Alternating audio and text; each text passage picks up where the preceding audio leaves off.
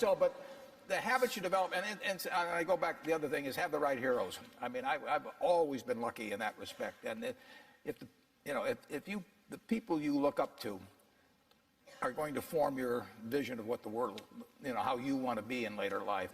And I'll give you two pieces of advice. I'd invest as much in myself as you can. I mean, you're your own biggest asset by far. I mean, you've got all kinds of potential. All the people in this room, you're lucky to be in this country, gotten a good education.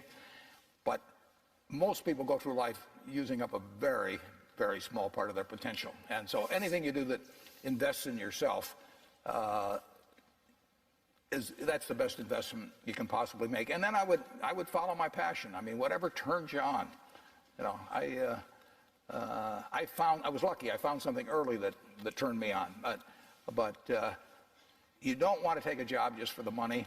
You don't want to take a job for an organization that you really don't feel good about, or work for people that you don't feel good about. You really want to be excited when you get out of bed every morning. And it won't necessarily be the job that you have 10 years later, but you'll be learning so much as you go along. And I took a job with Ben Graham, my hero, and I never asked the salary, and I found at the end of the month when I got my first paycheck what I was earning, because I just knew it was the right thing to be doing. So I would follow your passion. The worst investment I ever made? How long do you have?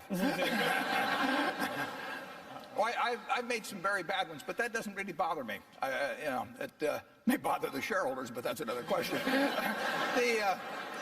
You're going to make mistakes in life. I mean, there's no question about it. You don't want to make them on the big decisions, who you marry and some things like that. So there's no way I'm going to make a lot of business and investment decisions without making some mistakes. I may try to minimize them. I don't dwell on them at all. I don't look back. The biggest mistakes are the ones that actually don't show up. They're the mistakes of omission rather than commission. We've never lost that much money on any one investment, but it's the things that I knew enough to do that I didn't do. We have missed profits of as much as maybe $10 billion in things that I knew enough to do and I didn't do. Now, the fact I didn't buy Microsoft way back is not a foregone opportunity, because I didn't know enough to make that decision. But there have been other investments where I didn't know enough to make the decision, and for one reason or another, I either didn't do it at all or I did it on a small scale. I was sucking my thumb when I should have been writing checks, basically. And those don't show up. There's no place where it shows missed opportunities, but I've missed some big ones.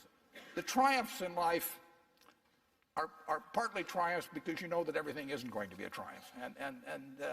I would never get too hung up on mistakes. I know a lot of people that really agonize over them, and it just isn't worth it. I mean, tomorrow's another day, and you live it forward and just go on to the next thing.